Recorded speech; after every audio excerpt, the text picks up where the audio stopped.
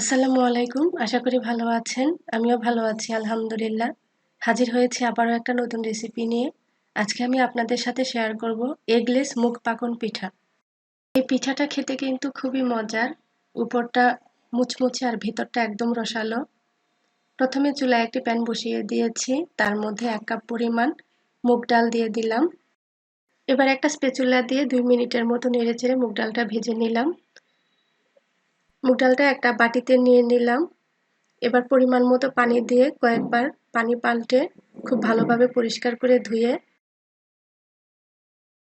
তারপর 2 ঘন্টার মতো ভিজিয়ে রাখবো। ফিরে আসলাম 2 ঘন্টা পর। এবার চুলায় একটি প্যান বসিয়ে দিয়েছি। প্যানের মধ্যে ডালগুলো দিয়ে তার মধ্যে পরিমাণ মতো পানি দিয়ে দিলাম। এবার একটা ঢাকনা দিয়ে ঢেকে ডালগুলো সিদ্ধ করে নিয়েছি। ডালগুলো যখন সিদ্ধ হয়ে নরম হয়ে যাবে তখন ডালগুলো খুব ভালোভাবে ঘুটিয়ে নিতে হবে।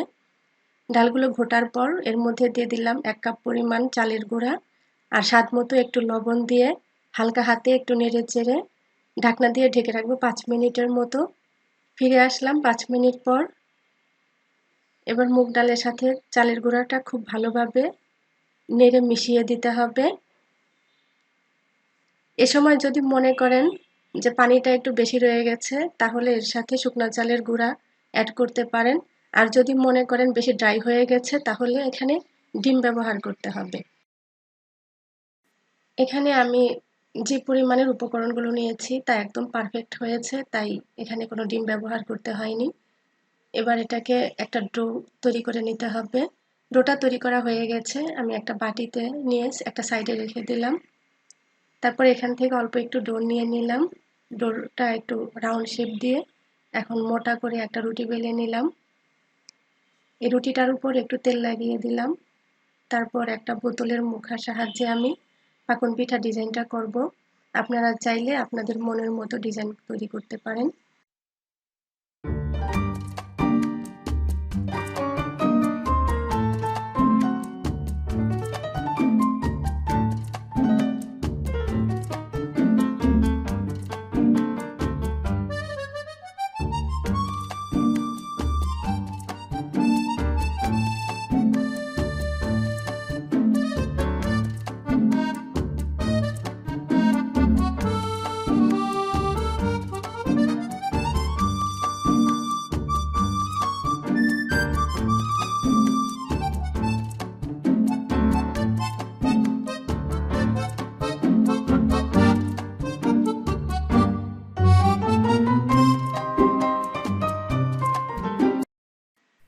তবে আমি আমার মতো করে ডিজাইন করে সবগুলো পিঠা বানিয়ে নেব। পিঠাগুলো তৈরি করা হয়ে গেছে। এবার চিনির পাতলা শিরা তৈরি করে নিতে হবে। চুলায় একটি হাঁড়ি বসিয়ে দিয়েছি। তার মধ্যে 1 কাপ পরিমাণ চিনি দিলাম আর 1 কাপ পরিমাণ পানি দিলাম। তার সাথে দিয়ে দিলাম 2-3টার মতো সাদা এলাচ। এবার স্প্যাচুলা দিয়ে নেড়ে চিনিটা যখন বলক উঠে কিছুটা আঠালো হয়ে আসবে তখন শিরাটা নামিয়ে নিতে হবে। এবার পিঠাগুলোকে ডুবো তেলে ভেজে নিতে হবে। চুলায় একটি প্যানে পর্যাপ্ত পরিমাণ তেল দিয়ে দিয়েছি। তেলটা গরম হয়ে আসার পর এক এক করে যে কটা দেওয়া যায় পিঠা দিয়ে দিচ্ছি। পিঠাগুলো গরম তেলে দেওয়ার পর একটা সাইড শক্ত হওয়া পর্যন্ত অপেক্ষা করতে হবে। এ সময় চুলার আঁচটা কিন্তু লো থেকে মিডিয়ামের মধ্যে রাখতে হবে। একটা সাইড শক্ত হওয়ার পর উল্টিয়ে দিচ্ছি। এভাবে উল্টে পাল্টে গোল্ডেন ব্রাউন কালার আসা পর্যন্ত পিঠাগুলো ভাজতে হবে। পিঠাগুলো ভাজা হয়ে গেছে। এখন পিঠাগুলো গরম থাকা অবস্থায় যে শিরাটা তৈরি করেছিলাম তার মধ্যে দিয়ে দেব।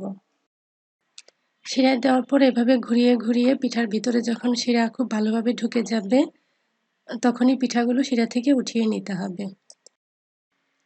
ভিডিওটি দেখে যদি একটুও ভালো লেগে থাকে তাহলে চ্যানেলটি সাবস্ক্রাইব করে পাশেই থাকবেন আর পাশে থাকা বেল আইকনটি ক্লিক করবেন পরবর্তী নতুন ভিডিও নোটিফিকেশন সবার আগে আপনার মোবাইলে পাওয়ার জন্য। আমি একটা পিঠা ভেঙে দেখাচ্ছি, দেখলেই বুঝতে পারবেন পিঠাটা কতটা পারফেক্ট হয়েছে।